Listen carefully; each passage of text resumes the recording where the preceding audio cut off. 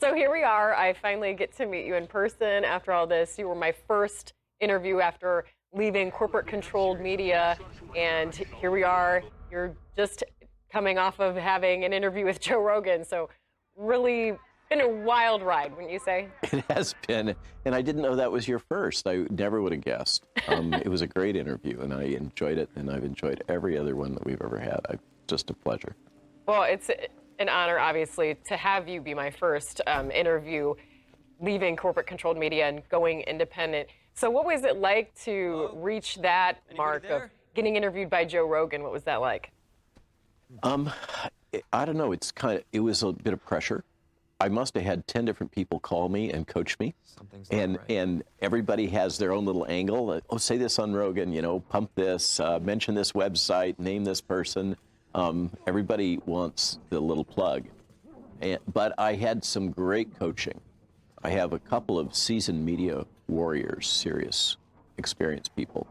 One of them runs a $150 million company that spoke to me and kind of coached me on this. And I also had Peter McCullough call and ask me to kind of ease over some of the statements he made when he was on Rogan about one and done, and that now with Omicron that's not the case.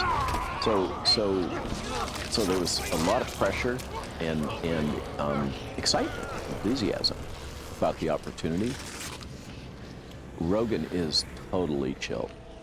He's just there in the moment, relaxed, a fantastic interview. And what surprised me, I was asked on another one last night, what surprised you most about Rogan? He is completely up on all the information, and yet it's totally low-key. He's very committed to speaking to a general audience. It's core for him. The idea of not playing into all this divisiveness. He is consciously, intentionally a healer right now. And just a very centered, genuinely good person. The business about bringing his daughter's dog onto the set, and then we shot a follow-on clip that pushed the rally that's going to be on January 23rd, and he brought his daughter's dog, Snoop, the Chihuahua. It's just the way he is. He's just kind of a sweet guy. Not at all what I expected. I expected more, with the background in Taekwondo and all of that. And surrounding himself, he's surrounded by ex-SEALs and some serious security capabilities. And that's kind of the world that he comes from. But there was none of that. He was just, you could sit on the couch and have a chat and kill a beer and wouldn't think anything of it. So very temperate. Yeah, just a nice guy. Well, I imagine that you would have a little bit in common in the sense that you both came from very mainstream positions. You did work with the Department of Defense. Still doing. And you came at this very fair and balanced. And Joe Rogan, I would have considered mainstream. But now here you have people saying he was taking horse-paced. And he even said that he was warned, you're crazy. So it seems like you'd have that in common, that you came from just being what society would consider normal, to now you're getting attacks and called crazy, both of you. And actually a lot of others. So there is kind of a fellowship that's being developed among those of us that have had these attacks. It's been amazing to participate in it. And with this group, this International Alliance of Physicians and Medical Scientists that I serve as president for, we tour, go from town to town and give our talks and do our training and that kind of stuff. What's amazing, in my experience, I've led many groups. It's kind of part of what I do is assemble and lead teams to solve complicated stuff. All these people are so committed to the cause that it's like there's no ego. They just are putting their shoulder to the wheel and getting the job done. And in a very decentralized way. It's like nothing I've ever seen before. And Christy, it plays into a theme that I've heard again and again. For instance, one of the groups I work with is Hippocrates in Italy. And they're very committed to the model of not having traditional centralized leadership. Likewise, Tess Lawrie and her group. Tess serves as the main leader, but it's very decentralized. There is kind of a growing movement and awareness that part of the problem here is the structure of how we have been building our organizations and doing business in a deep, profound way, in a just a dissatisfaction with what one sees at the World Health Organization and the CDC and the whole HHS structure in the United States, where you have carefully controlled information. Only one leader is allowed to speak. Only one leader is allowed to represent the position. I think that is going to turn out to be one of the changes here, is a growing awareness that that model is dysfunctional, broken, and it needs to be fixed. In light of your attacks and seeing how the mainstream media labels people and then tries to get these buzzwords going, has that changed your view on other people that the media has gone after? Completely. Because you have people like Robert F. Kennedy Jr. or people like Alex Jones. Has this kind of made you think, well, maybe they're not as crazy as maybe I was led to believe before? So I'm going to share, we did a little bit of a tour on the Hill a few weeks ago, and I met with various senators. And so I walk in to Ron Johnson's office, and I had this mental image from the press of what I was going to encounter with Ron Johnson. Ron Johnson is basically an average Midwestern, straight arrow kind of good guy. Open-hearted, very down to earth. No, I've dealt with the Hill for a long time, and I've seen some serious egos. Wasn't there. Just a good guy. I think that, yeah, there's been some hits and all this, and it's never fun to take these arrows from the media. And as you know, they can be a little wicked from time to time. I've been on social media for a long time, and I've kind of gotten desensitized to the trollery. That's been really helpful. Just being able to say, hey, there are haters in the world, and that's just the way it is. And that some of those haters are in media power positions. What else would you expect? I think the most, for me, it has been an awakening journey. There's no question. I didn't seek this. I never expected it. I find myself at the center of this storm of the resistance. And that's what it is, really. And I'm still amazed. But it has profoundly changed my view of the information that we receive on a daily basis, and how much I find myself, me and many others in my world, Mickey Willis is another one, right? Plandemic. Okay, so I went and did a shoot with Mickey for the Plandemic 3 series and had a chance to talk to him.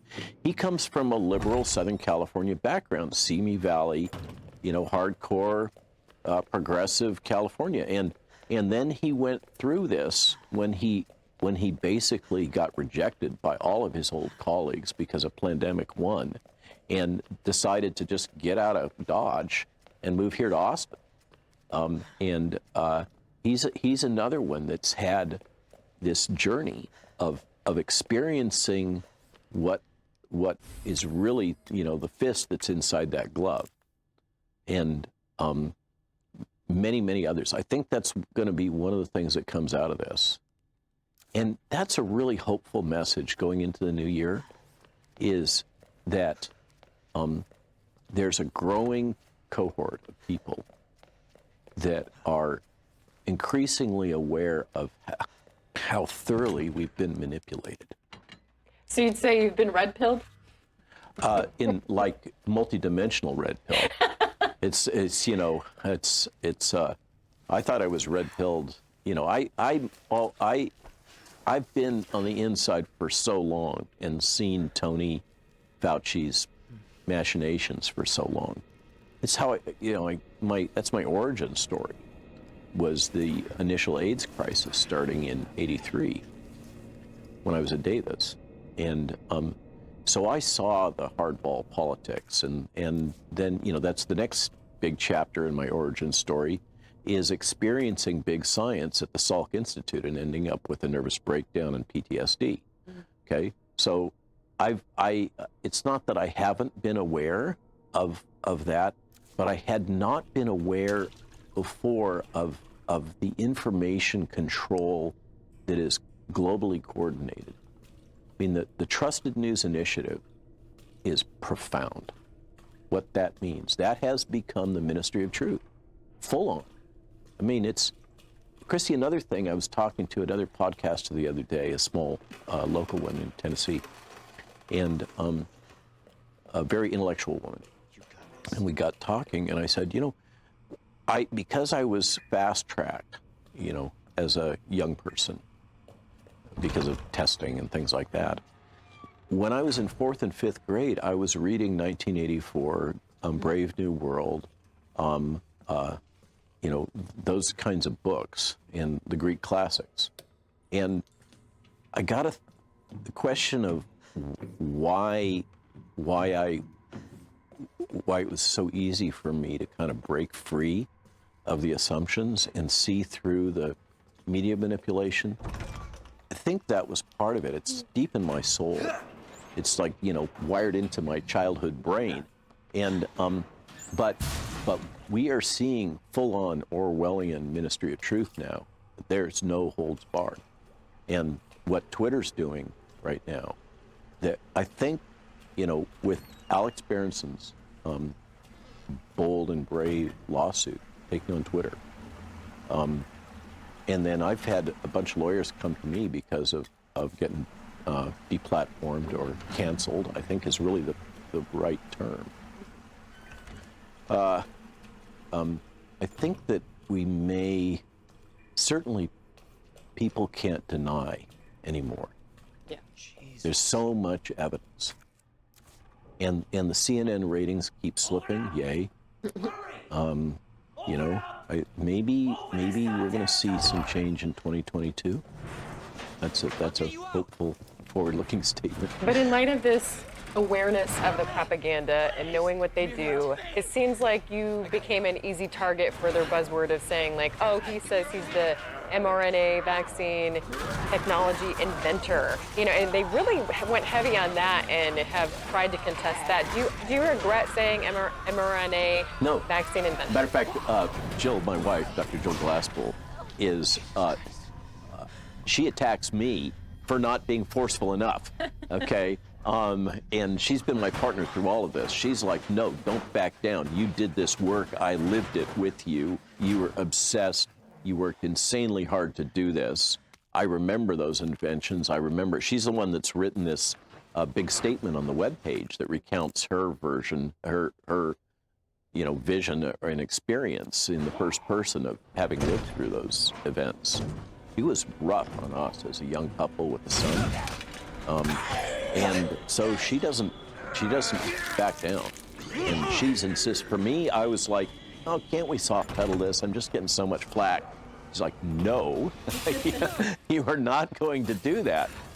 So there's a statement behind every good man is a good woman, and she is definitely actively transplanting a steel rod into my spine on this topic. What about those that are saying, well, he's just taking this position because he's bitter that he didn't get more credit with the vaccines?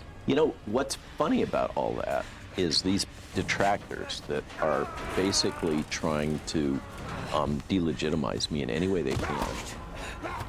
They're coming at picking at these little things The good news is they haven't been able to find anything of substance in my background. I have no criminal record or any of that kind of stuff. I'm still married to the same woman, after 42 plus years. And I've got, I'm kind of an average guy, kids and all that. And so, and they never are attacking the points made, the science, the issues that I'm raising, except these hired fact checkers. And what I've found is that it doesn't matter whether you cite the literature and you provide them with facts. They are not about the facts. I mean, we now know this from the lawsuit against Facebook, where the Facebook lawyers came flat out and said, well, we call them fact checkers, but these are really opinions. And that's what it is. It went from a simple true or false, which is what you would think it would be with facts, to now they'll say something false, and the reason is because misleading.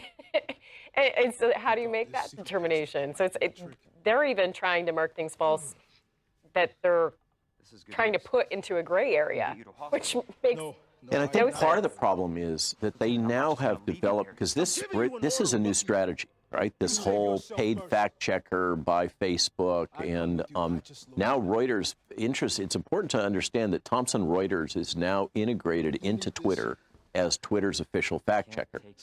And you may or may not remember back in the day when I pointed out the first thing that got me kicked off LinkedIn was this post in which I pointed out that the chairman of the board of Thomson Reuters also sits on the board of Pfizer. And I just asked the simple question, does this look like a conflict of interest?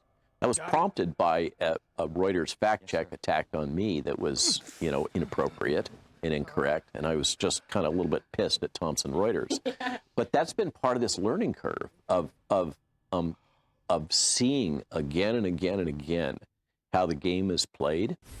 But this business of hiring Logically AI, these small pop-up firms. I mean, Logically AI is run by a guy whose main claim to fame before this was he was an unsuccessful garage band guitarist. I mean, that's it.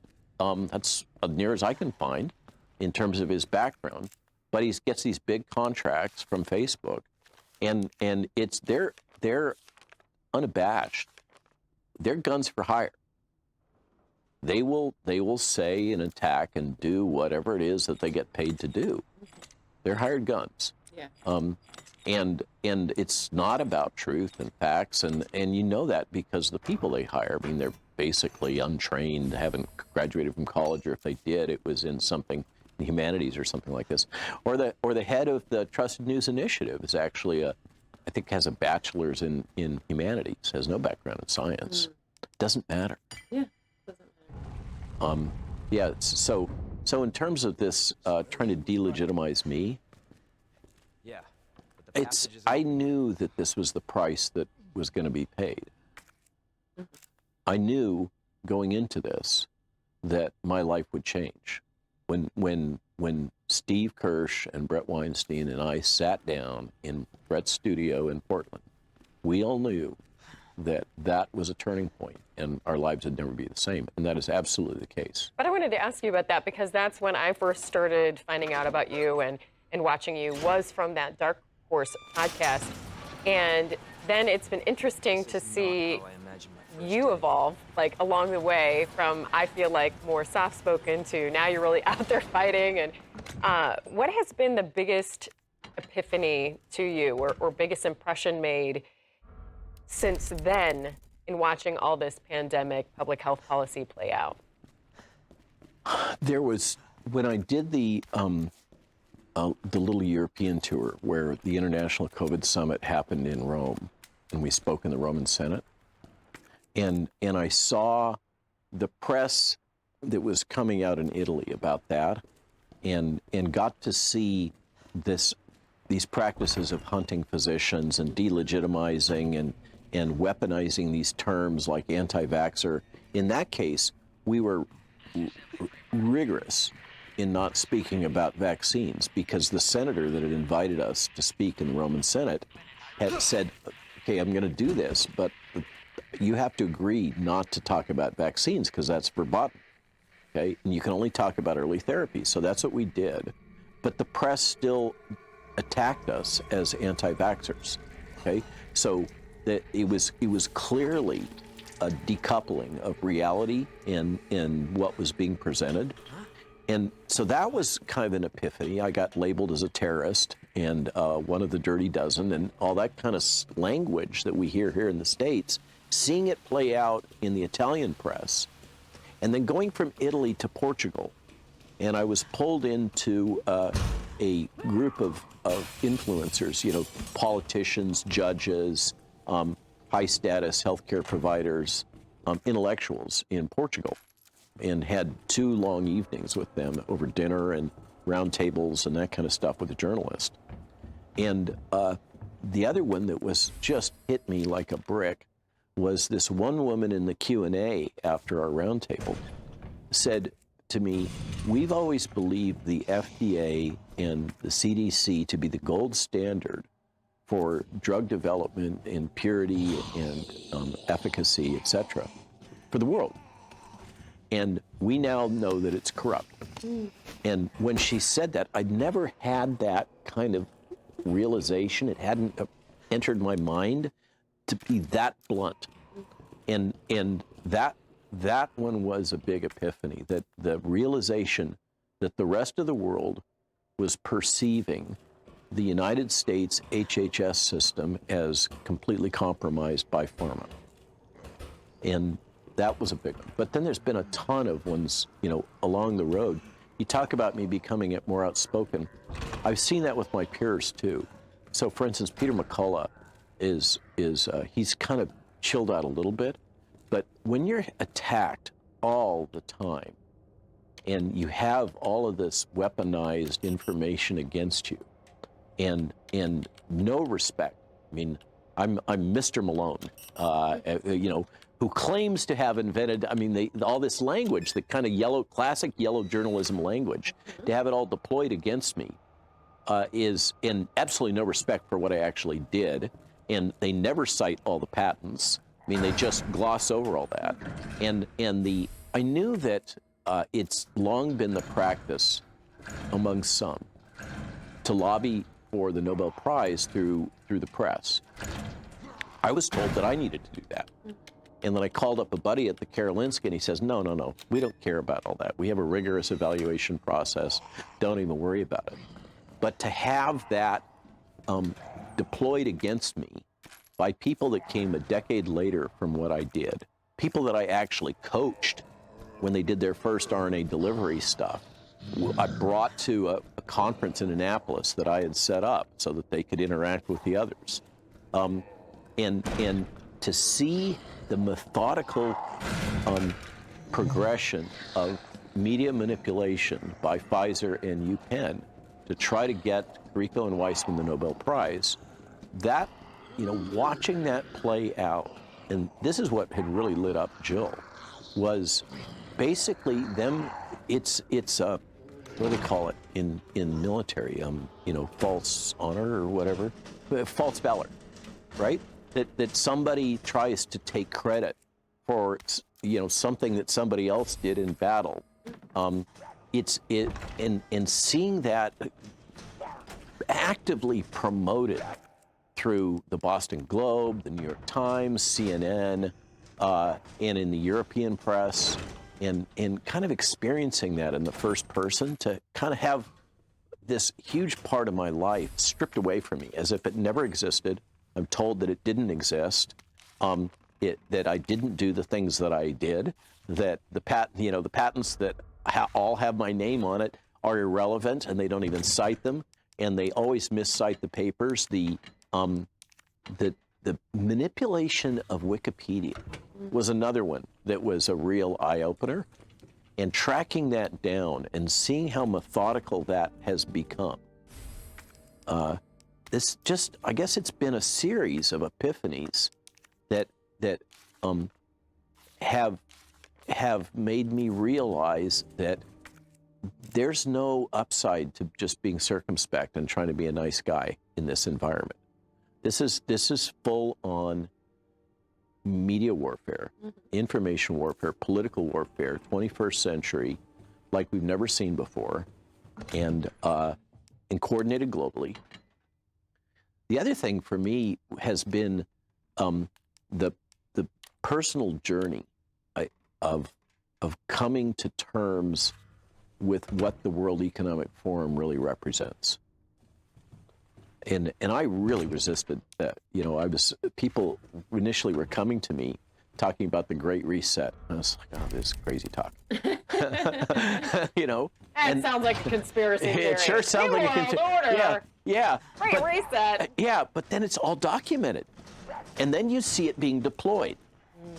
And a group of Canadians on a podcast the other day sent me some links from WEF to a site. This is one of the last things I tweeted before. And it had a extremely detailed map of all of the policy positions and the actions that the WEF was taking for a huge range of topics, not the least of which is COVID-19. And it's kind of it's a public document that clearly states everybody that's in our little clique, in our club, these are the things that we will think, these are the things that we will say, this is how we will act. And that one was kind of like the icing on the cake. That was oh, here it is. You know, they're proud of it. They don't hide it. This is the vision. It is a full-on globalist totalitarian vision. With the money and control, and the whole. I did a lot of political science when I was an undergraduate in the early '80s, and I had read things like books about transnationalism in the New World Order. I found that fascinating but confusing. How could this possibly happen? And now to see it playing out in real time, and in a way in which national sovereignty, governments are increasingly irrelevant. That's the thing that folks got to wake up about. This is not about the vaccine. The vaccine is a symptom. It's much bigger. We talked about LinkedIn. We've talked about the hit piece of the Atlantic. Now you're. Thank you for that, by the way. And that was easy to tear apart. And now we're seeing, this deplatforming on Twitter after having over 500,000 followers, and Reuters coming after you. It was 520,000 at the end. That's yeah. I don't know. Like I said, I wouldn't be so sure that's done and over with. We've seen other people deplatform. Oh, it was a mistake. So we'll see what happens with that. But Reuters is going, and like you said, it's an information warfare. So Reuters is now coming after you with a fact check, particularly on the piece about risk-reward benefit with children. So you're fighting back with information. So tell me about that and how that's going. So having had the experience now of being subjected to this, it's not fair, it's not right, it's not proper, and they don't care, right? It doesn't matter what the truth is, it matters what the storyline is that they want to promote. Having had that experience now a few times and dealt with the fact checkers and dealt with this young reporter at Atlantic Monthly, and seeing how that all plays out. For instance, when Peter Navarro and I wrote the op-ed and put it in the Washington Times, which by the way was the thing that triggered that Atlantic Monthly piece, in retrospect, it's now clear that that was intended to shut me down because I was starting to speak at that point about policy and criticize the Biden policy. And the criticism, by the way, that I was making, the proposal that I was putting out, was essentially that of the Great Barrington Declaration, which is these three fringe epidemiologists. Fringe. I mean, they're from Harvard, Stanford, but they're fringe. Yeah, right. Full professors. So having dealt with this, the question, so I get this new fact checker attack by the Reuters fact checker team. It sounds very official.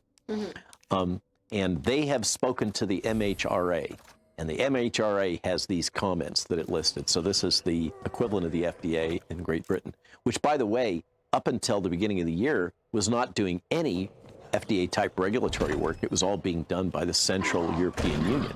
So they're actually newbies at this, okay? And so they put out this statement to Reuters that they were quoting that was intrinsically full of falsehoods. Like they said, for instance, there have been no pediatric deaths. Well, that took about 2 seconds to prove that false.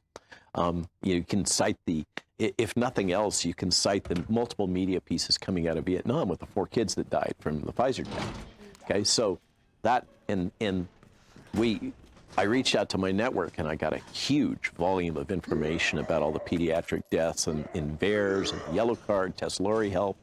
I mean, it was, so the question was there a way to flip the script on the fact checkers? And so I consulted with these media analysts and media warriors that I work with that wish to remain confidential because they run big companies. And we came up with a strategy. Because what happens is you'll write back to these guys and you'll say, well, here's the citation, here's the citation, here's the citation, and they'll ignore it. And they'll go ahead and put out whatever attack, and they'll say, well, Dr. Malone cited some irrelevant documents that aren't properly peer-reviewed, or whatever. They'll trash whatever you put out, right? Because it's not about evaluating truth. It's about enforcing the narrative. So what we did, and I invite anybody to adopt this strategy that's under this kind of pressure, is I sent in a very terse, brief quote to the fact checkers. And I said, basically, thank you so much for the opportunity to respond. And, always trying to be nice because it's going to go public. Mm-hmm. And you can find the answers that you're looking for, the information that you're seeking at this website, bang, okay, which is linked as the Children's Vaccine tab on our website, rwmalonemd.com.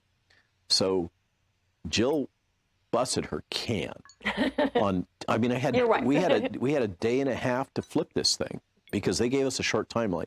They'll spring this stuff on you and they're like, oh, well, give us the answer by the end of the day or tomorrow or something, and then we've got this piece written. And I'm like, oh, great, just what I need. And so what we did was I reached out through my network. Hundreds of people and pieces of information came back in. And Jill built a website while I was shuttling over here to do the interview.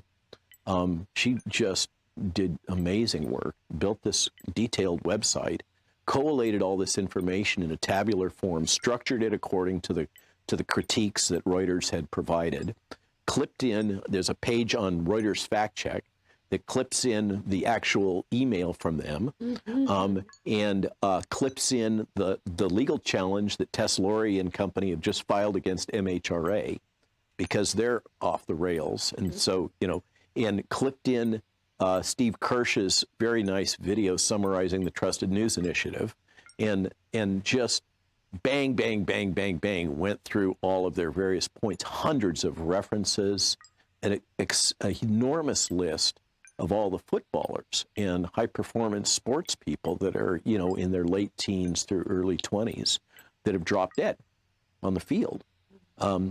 So, and then all the VAERS reports of pediatric deaths, this is the U.S. database, collated on all there, and then just provided a pointer. And they can cite that or not, but if they're going to say Malone gave us a quote and here it is, it leads them right to the website, and anybody that wants to look at that data can see it. And then, thanks to you and others, now I'm able to go to the world and say, well, this was the attack that came at us from Reuters. This was the fact-checking incidents that they hit us with on short notice, and here's how we responded. You can evaluate the data yourself. And what that does is it puts it in a situation where as my colleague said, that this senior guy, he said, oh, they've made the first mistake in media. You don't give life to a bad story, right? And so instead of a clip on Neil Oliver on GB News, now you've got a big international thing where all this media this information has been collated, pulled from scientists from all over the world, and made available to the public. So I think that's whether it's going to work, I don't know. But this is asymmetric warfare. We're basically in a guerrilla warfare situation, and we got to play it smart. Because what I'm seeing is the other side is generally not very smart. They have a big hammer. They've got all kinds of resources, but they don't seem to be very bright. Well, isn't it interesting that you have Robert F. Kennedy Jr. with his book with 2,200 citations or somewhere around there, and you have Dr. Fauci just saying, oh, well, he is a disgrace to the Kennedy family. It's like, okay, wait, 2,200 plus citations versus he's a disgrace with no... Yeah, and then CNN attacked Bobby. It's... Bobby is an amazing person. This is not his first battle. But the attempts to delegitimize him have been going on for a long time. And it takes a toll on him too. This latest piece that came out but like that was I driving said a before, wedge between him and his wife. Evolved in your thinking. Was there ever a time that you were suspect of Robert F. Kennedy Jr. and his thoughts? I bought into Bobby is anti-vaxxer. Right. So you yourself. It's what we all get put into our brains, right? All the time. It's pushed into our brains. These so you stereotypes. don't feel that way now? No, absolutely not. I spent a lot of time with him. He's a true hero. I think he ought to be nominated for the Nobel Peace Prize. I think that what he has done with the Waterkeepers Initiative, remember that was his big thing, was water purity all over the world. And then taking on children's health and just insisting that the studies be done, the data being done, digging in and uncovering how profound the lack of information about vaccine safety in children is. And once he started taking that position, then of course, particularly mothers with vaccine-damaged children flocked to him, just like the vaccine-damaged are flocking to Steve Kirsch. I mean, Steve is another example of somebody that didn't ask for this. And he has now been pushed into a defensive crouch, and he is on the attack. But what people don't know is the guy's got a big heart. I mean, he is a classic Silicon Valley engineer with all the trimmings, but he has a big heart, and he has taken in a bunch of vaccine-damaged people and given them jobs. I think that gets to my point that this is bringing people together in a really good way, and I'm proud to be part of the community. But Bobby, I think he is an American hero. I feel really strongly about that. And he is a powerful intellect. He's a powerful legal intellect. People don't realize the Monsanto lawsuit, he was central to that over Roundup. The man has fought diligently on behalf of the American people his entire life. And to think that he has done that with his life, can you imagine the psychological trauma as a young child of having both your uncle and your father assassinated? Yeah. Whoa. Yeah, I couldn't have dealt with that. I mean, to come through that and to become a true information warrior like he is, and a defender of humanity, I think it's an amazing journey that he's been on. And then I can tell you that this book took a lot out of him. I knew she'd make it. He was totally focused on this book and sacrificed family time, children, his new wife, everything. He was totally focused on getting this book right. I'm on it. Thanks, Lieutenant. There's no reviews. There has been no retort. There's been no statement by Dr. Fauci. There has been no pushback. Other once than again, ad hominem. yeah, other than the ad hominem attacks. But once again, in terms of the substance, of what he's documenting. There's a lot of parallelism with my own case, but it's not about me. But it shows the way the system is set up, and these kind of, that's part of the thing about being able to think through how to fight this stuff, is they have the standard playbook, and they go to it. They just do the same things over and over again. They don't think it through.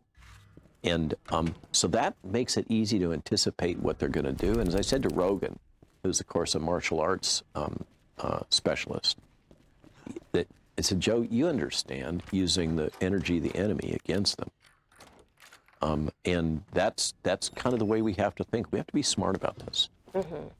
And it seems like it all comes back to the children. Do you think that, in wanting to protect children, do you think that that is what broke the camel's back, or whatever that saying is, as far as getting you off Twitter, is your pointing out, like, the risk-reward benefit with the children? So fortunately, I had some Twitter tabs open when it happened, and I haven't refreshed those.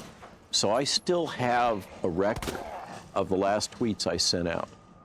One was a video by David Martin talking about exposing the faces of the people that are behind all this. Mm-hmm. So he's become pretty radicalized and outspoken.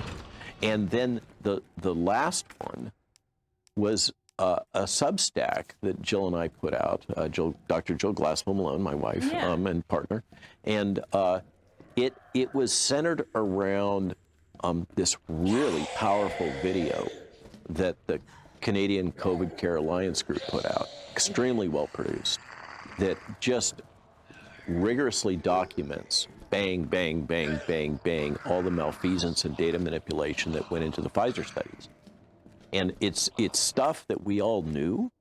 And, I tweeted this out, or I tweeted that out, or whatever, and the other guys did too, and we've all talked about this, that, and but seeing it assembled in a clear, coherent way, in a single video, and explaining the nuances of the data manipulation and how it was done in ways that everybody can understand, that was the final straw.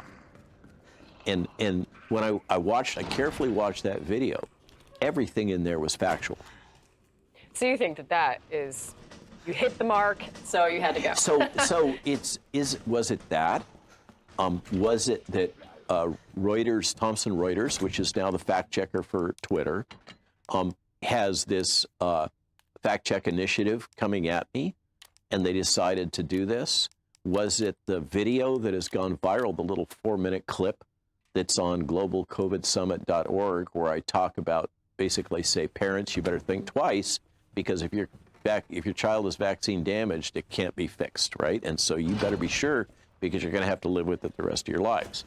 That thing was another one that I literally sat on a beach in Puerto Rico, and me and this other senior media guy composed it. And then we recorded it in Puerto Rico, and then we did a kind of a roundtable open session with about 50 physicians and parents and stuff in Puerto Rico. And that thing it is kryptonite.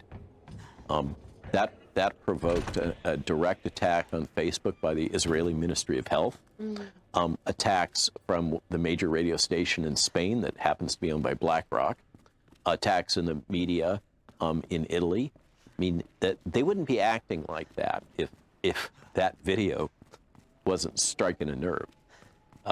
So when all that happened, my media colleague was like, "Oh, this means we're winning." Yeah. The Israeli one was fascinating because the Israeli Ministry of Health comes out and does this usual slander, all the same talking points on Facebook. And I have enough fans in Israel, apparently, who knew, that apparently in Hebrew, right? It's all in Hebrew, can't read it. That the responses to the Facebook page were slamming the Ministry of Health for what they had done. Then a journalist picked this up. He put out a piece talking about me. He interviewed me and did an hour-long podcast with me, like this format. Okay, then he got one of my main detractors that had been writing this to correspond with me directly and guarantee that they would put out what I wrote back. And so what I got from him, because he's a big fan of Carrico and Weissman, that's really the subtext here, okay? And he's like been on stage with them and given them this big award that they get like $1 million from the Israeli government. And so he was defending this, and he made a series of statements that were just objectively false. It was trivial for me to go through and say, no, here's the facts, here's the facts, here's the patents, whatever. And all that got printed. So it's that's why I'm saying this kind of, you can use their energy against them, but you got to be smart about it. And I think, you know, the hill that I've chosen to die on is stopping mandated jabs in kids. Well, I wanted to ask about that and push back a little bit, because I've gotten pushback. One of the biggest concerns, and it's documented that there's this concern over myocarditis or heart health problems. When you raise that about the jab, the pushback that you get is, well, it's 37 times higher chance that kids will get myocarditis from COVID than the jab. Is there any I haven't seen that data. Is there any truth to that? No, I know, I'm like, where is this coming from? from? So when they say that kind of stuff, you got to go back and say, okay, show me the paper. And there is literature out there that is very biased in both directions. Okay, but this is the beauty of what Jill did on the website. Is there is over 100 references there about myocarditis in kids. The incidence rate of myocarditis in children from SARS-CoV-2 is tiny. The incidence rate in young men, boys, as documented in the Hong Kong comprehensive study, huge study, looking at hospitalized myocarditis in children after receiving the vaccine, I think it's all Pfizer, is 1 in 2,700. That's a big number. And that's hospitalized myocarditis. So then what they say is, well, okay, that's mild. That's, you know, minor. You talk to cardiologists and they're like, what? You know, the mortality rate of myocarditis in general before all this happened, the 5-year mortality rate is like 27%. What do you think these footballers are dying of? These high-performing athletes. That's the other thing is like, well, how do you know it's not COVID? And well, that's why you have to track it down. But so the thing is that they use the argument that they will attack us for using. They'll say, well, you haven't proven that these are associated.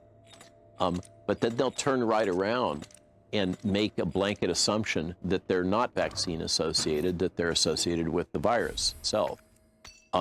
So it's kind of like they want to have it both ways, which is why my position, I have to stay centered on the data. Yeah.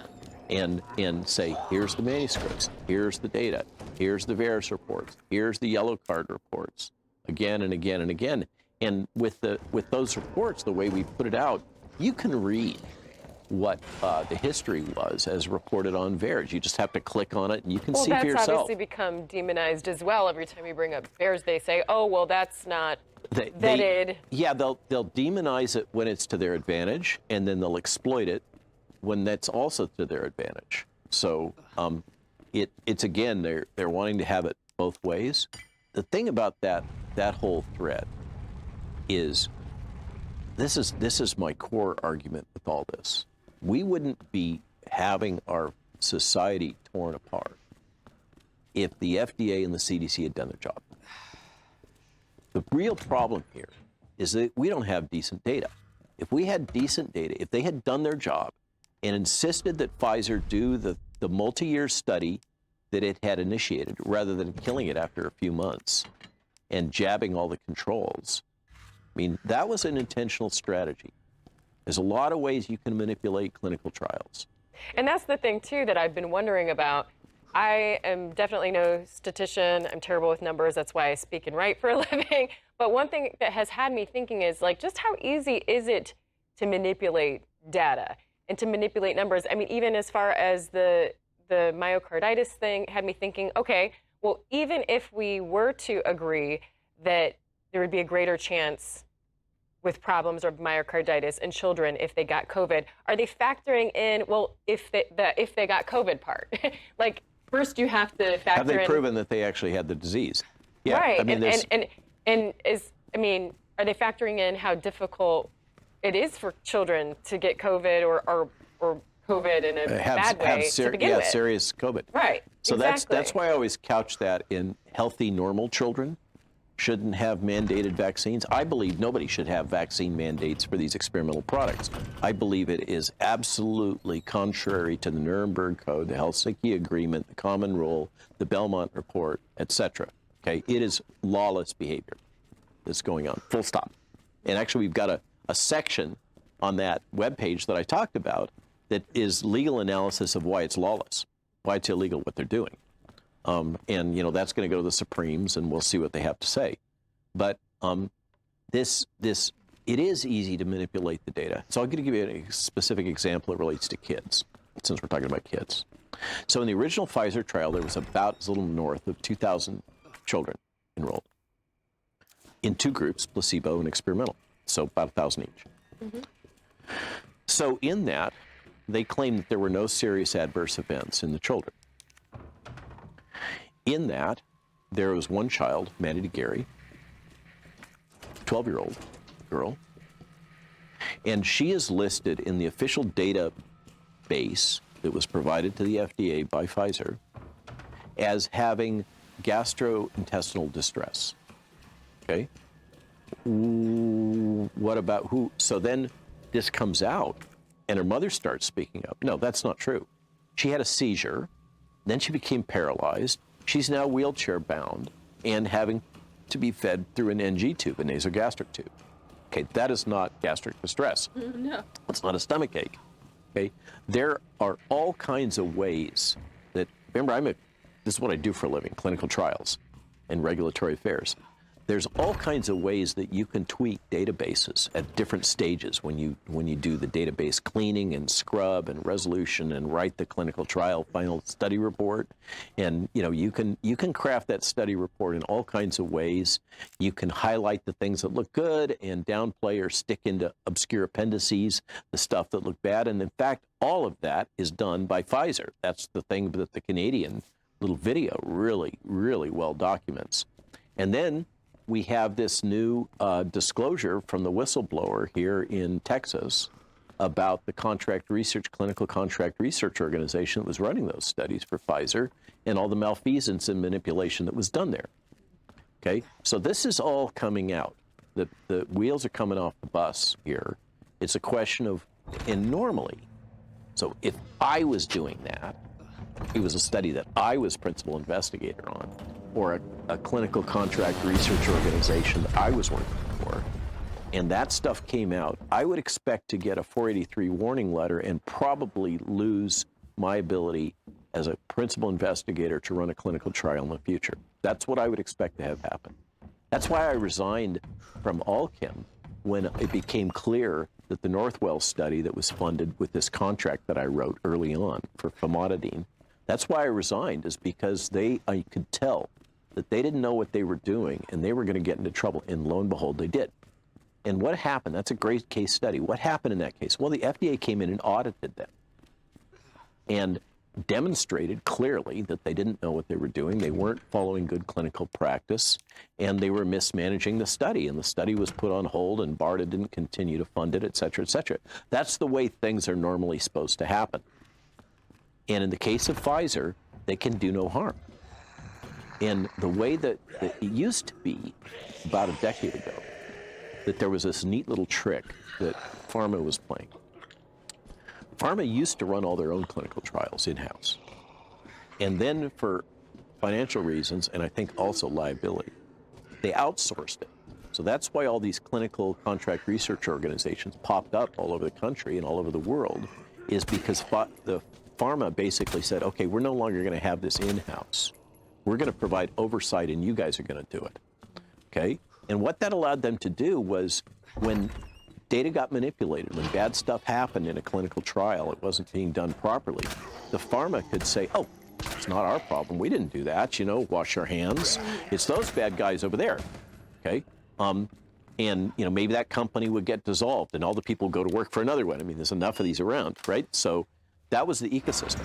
And the FDA shut it down and they said, no, we're changing the rules. The sponsor, ergo pharma, that's regulatory language, has the liability for whatever happens with its subcontractors. Okay? So what that means is that all of this stuff is coming back on Pfizer. And the FDA and the CDC are playing the classic, see no evil, hear no evil, speak no evil game. That's not going to be sustainable. And it's starting to crack, and the information's coming out. It's working through the legal system, but it takes time. Yeah. It's interesting that you say starting to crack. I've noticed that just over the past week, maybe two, it seems like the administration and the CDC, some of them are walking things back. So you have Biden saying, no, it's up to the states. Even though that was classic. Even though I'm still gonna pursue federal mandates, but it's up to the states. Then you have... We can't solve this problem. The states have to. Right. Oh, by the way, we're going to restrict your availability of monoclonal antibodies. Yeah, exactly. So it's What? like, to speak. But I mean, just the fact that he walked that back a little bit or said that, and then you had the CDC, a spokesperson saying, okay, no, cloth masks don't work. And then you also had, there's so much that I had to write. Shortening the quarantine time, that's another one. That's what I felt like there was so many that I was like trying to write them down. Oh, and then Rochelle Walensky admitting PCR tests might continue the PCR story is a huge scandal. What that shows, you were talking about the data integrity. What that means is that the incidence rate of COVID disease and death, because what they said was anybody that dies in the hospital, that anybody that dies that can be shown to be SARS-CoV-2 positive by a false PCR test, right? That was the counts as a death. Counts as a death from COVID. What that means is the bottom number in the ratio for anything, the incidence of death, all this huge scare that is the basis for all the fear porn. You're all going to die, right? That's justified the emergency use authorizations and everything else.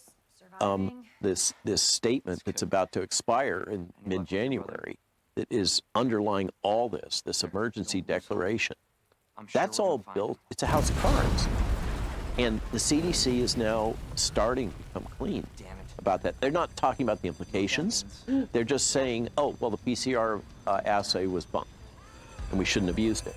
Well, thank you. But, now why don't you fix all the other stuff that is the consequence of your bad judgment? But that's what I mean. All of this is coming out and being, like, in some ways walked back, and it just makes you wonder, what are they up to? Is it because the story's cracking, or is it because they're going to push something else on us? It just makes you wonder. Well, that's like Zev Zelenko is scared silly about smallpox. Remember, he was the guy that originally wrote the letter to Trump advocating for hydroxychloroquine. He was one of the early adopters of early treatment. So, yeah, it's hard. I can't. So, Joe is pressing me on the what are they thinking kind of questions. And it's like, Joe, I can't get in their heads. I'm not going to do that. All I can say is this is what I'm observing. These are the facts. This is their behavior. This is what they're saying. I can't infer what their motives are. And I think that's the case here. And I was on Newsmax last night, as you know, and they played a bunch of clips of Tony Fauci coming out with the scare and fear porn about children and Omicron, and then recently walking that back because the data aren't there. I knew the data weren't there when he said it. Well, and then he said we should probably have it be required, or vaccine mandates for just between interstate travel, and then he walked that back too. So that's why it's been interesting. When he came out with that, I was like, I wonder what the airline industry, I'll bet the airline industry right now is going, ring, ring. Hey, Joe, get a clue. This is going to destroy us. Yeah, it's. I don't know what's going to happen in 2022. there's some encouraging signs. And as you know, I try really hard to look for the silver lining in things. And if this whole trauma that we've been through nationally and globally leads to an awareness of how interconnected we are, and the need for healing and the need for community and the importance of integrity and the importance of human dignity, if this can lead to an awareness, that's kind of the perhaps naive, Pollyannish, hopeful position in a response to the Great Reset, is people use the term the Great Awakening. Are we going to see people, one of the things for me that and I've experienced this before again and again because I've been in these outbreaks before, is you get at the front edge and you're in an information bubble and you don't realize that you're perceiving things that the average person, because they're not in that moment, in that stream of data that you're just writing, like a Bronc, okay? They're not in that, and they don't, so then you can say things to them, and they'll act like you're from Mars. What are you talking about? And then 6 months later, or 60 days later, or sometimes even 30 days later, then they're suddenly like, oh yeah, I get it. Like the lab leak hypothesis is a great example of that. And so I have to kind of not allow myself to be too cynical about people, because they're just people. They're just living their lives and taking care of their kids and trying to keep their job and not get fired because they did or didn't take the jab or haven't taken the third jab or the fourth jab or whatever the thing is, right? They're just living their lives. They're not all wrapped up in all of this. And so I think, hopefully, that persuadable middle is starting to see more and more the journey that I've had and many of my colleagues have had and you've had in terms of understanding what corporate media is really all about and how it is centrally controlled and how it is built as another tool for these multinational corporate interests. I mean, they've intentionally gone out and strategically acquired media assets so they can push their messages. And the thing that's the tell is the investments don't make sense from a strict business ROI, return on investment standpoint. It doesn't really make sense that Amazon bought Washington Post. Well, they bought Washington Post for an agenda other than just making profit off the Washington Post and the New York Times, et cetera, et cetera. These historic flagships. Or the Atlantic Monthly. I mean, I used to read Atlantic under the time of James Fallows. Brilliant guy, full of insights. Whatever you thought of it, it was intellectually interesting and rigorous and well thought and well written. And it went under. And it got sold. It got sold to Bill Gates and Steve Jobs' widow. And why did they buy it? Because it had that brand, that flagship, and all that comes with having a monthly. Because when things are put out in a monthly as opposed to a daily, the daily stuff falls off. All the monthly articles stay. They stay in digital memory in a big way.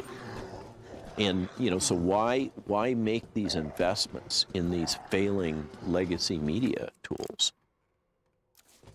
Because it's useful strategically to advance your corporate interests. And to push whatever messaging you want to push. And in a world in which all of these firms are all basically owned by 4 or 5 major investment groups that have assets, BlackRock's assets are greater than the largest bank in the People's Republic of China. Think that through, okay? These groups have become so big that they can control whether national economies. And if you can control a nation's economy, you control that nation. You don't have to fire a bullet. You need no tanks. You got them. Before we wrap up, I wanted to talk about the pending EUA expiration and also how that may or may not relate to the march coming up at the end of the month. Thank you for that segue. So I'm going to, for your audience, for your viewers, please go to www.defeatthemandatesdc.com. Okay. So on January 23rd in Washington, D.C. Now, I live an hour and a half south of D.C., and January 3rd is not my preferred date to go hang out in the... in the freezing cold. It's going to be a march between Washington Monument and Lincoln Memorial. So, the quad on January 23rd, not my idea of a good time. Bring your coats. A huge amount of capital is being put into this rally, well north of $600,000. Full security, professional organizing team. This is being done right. I got to imagine, though, that's going to make some people a little bit worried or hesitant to come, seeing as other things that have happened at the Capitol. And so that's why the security has been so important. That's where a lot of this capital is going, is making sure that we have, top-notch private security to control that environment so that we're not having incursions from hostiles that would be provocateurs. Or false flag type. Yeah, precisely, okay? And the thing is, why January 23rd? There's the Worldwide Rally for Freedom is January 23rd. So here in the States, we generally have not had big protests like have been going on all over the rest of the world. Right.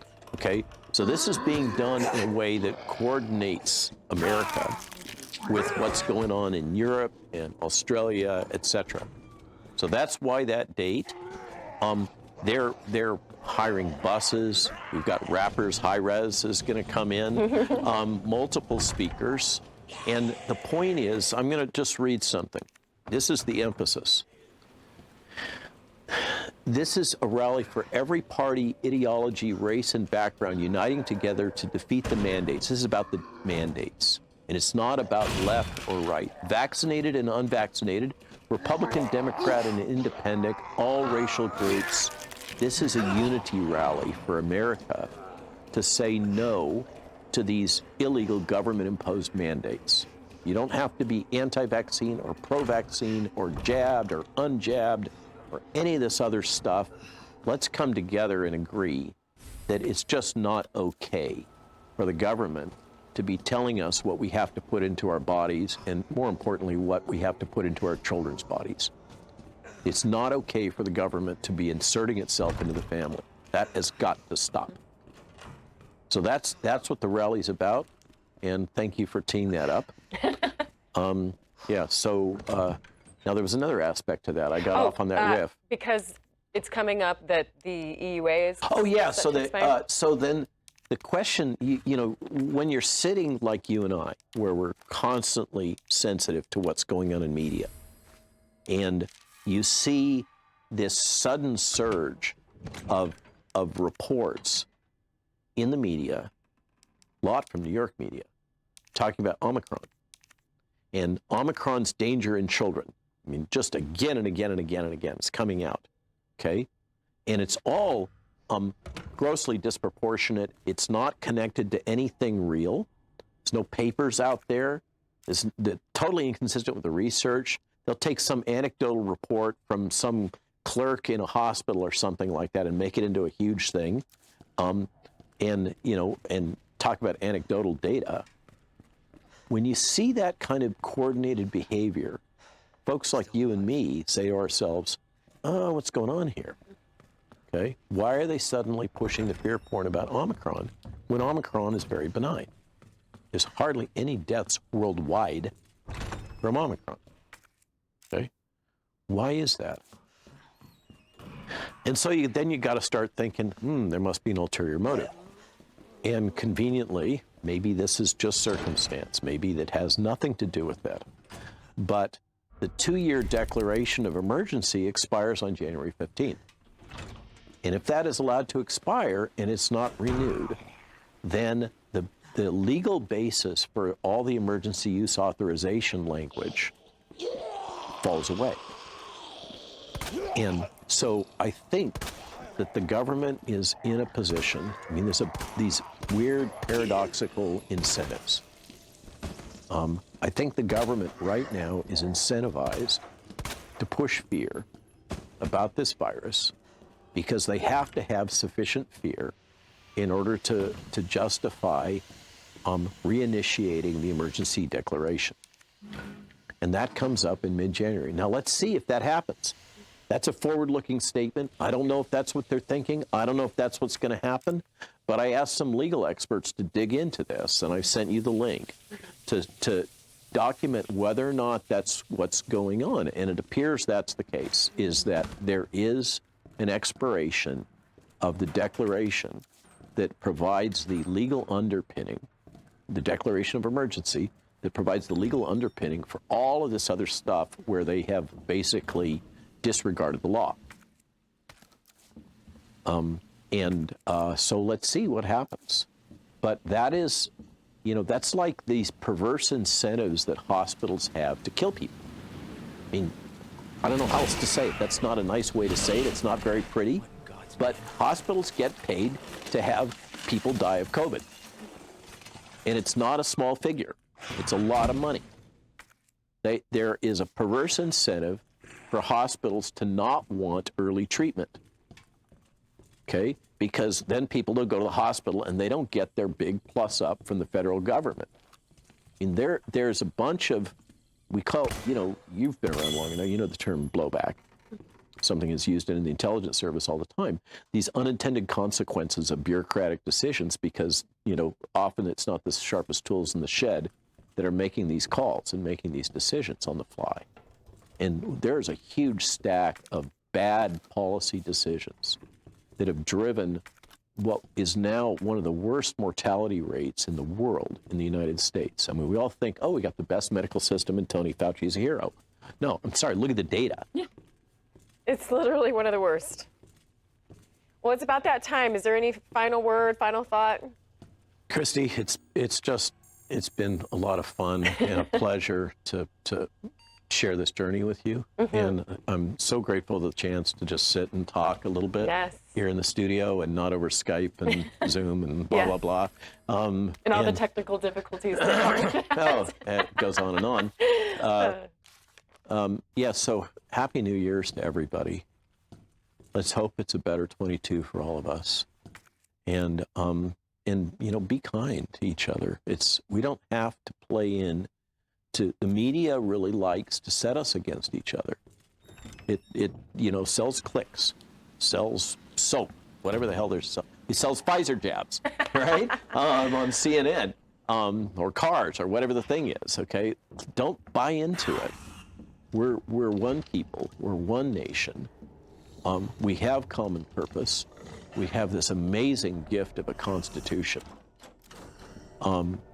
So let's see if we can't not allow the media to hurt us like a bunch of sheep. Think for ourselves and rebuild community, integrity, and human dignity. Very good. Thank you so much, Dr. Malone. It's been quite the journey, right? And it's not over. It's not over. Okay, we're good?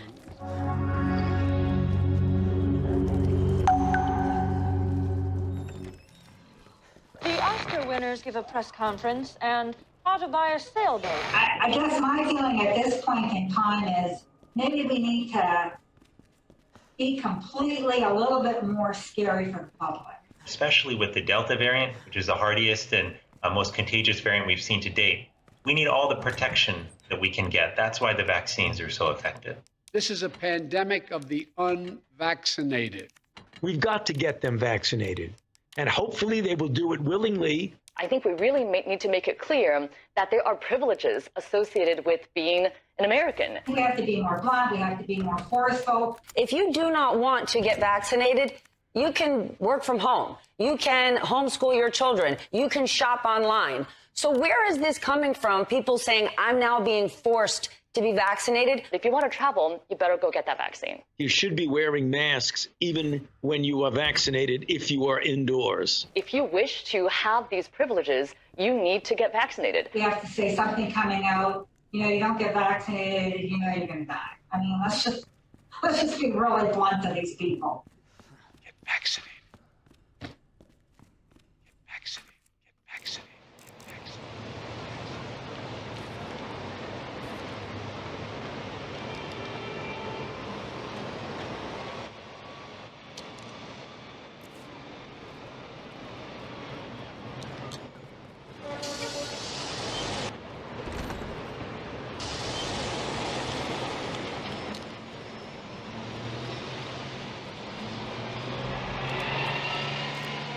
You've always thought you couldn't hair press on nails because of all the active things you do?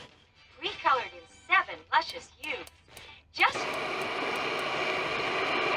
Our impulses are being redirected. We are living in an artificially induced state of consciousness that resembles sleep. These signals being sent through... There is a war on for your mind. Our signal has reached more than 2 billion people. But the enemy is now aware of the fact that we've broken through and are moving to block us on every front. The only way you're going to be able to see our videos and articles is to visit Infowars.com itself and hand share the videos and articles to everyone you know. The signal is getting through and is exposing and defeating the globalists when we're able to get it through. But they're admittedly expanding their operations to suppress us, so only you can boost the signal. Only you can defeat the globalist. We're in this together. I salute you for your work, and I ask all of you to redouble your efforts. If you are receiving this transmission, you are resistance.